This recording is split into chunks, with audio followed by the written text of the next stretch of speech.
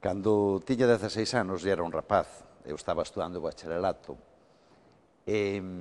como a moitos rapaces da miña xeración e de xeracións anteriores, que éramos de procedencia rural, eu era un balbino como moitos outros, estudaba tamén, como dicía, no seminario, no meu caso no seminario de Mondoñedo.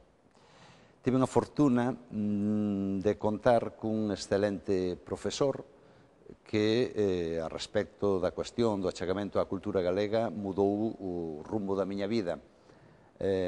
Chamase Xosé Manuel Carballo Ferreiro, coñecido por ser ilusionista, por ser tamén autor e traductor de teatro, autor de algunha novela, etc.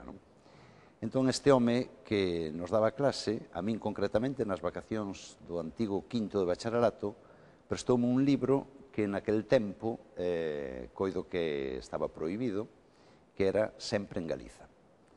Eu, nesas vacacións de quinto de bacharelato, nas vacacións do verán, leveino para a casa, que xa digo que mon prestara, e dediquei, cando podía, entre os traballos agrícolas que tiña que facer, como é lóxico, lino de arriba abaixo, tomei numerosas notas, e mudou a miña vida porque aos 16 anos convertíme en nacionalista e a partir de aí, cando acabei o bacharelato xa entrei a estudar na universidade nunha carreira filolóxica,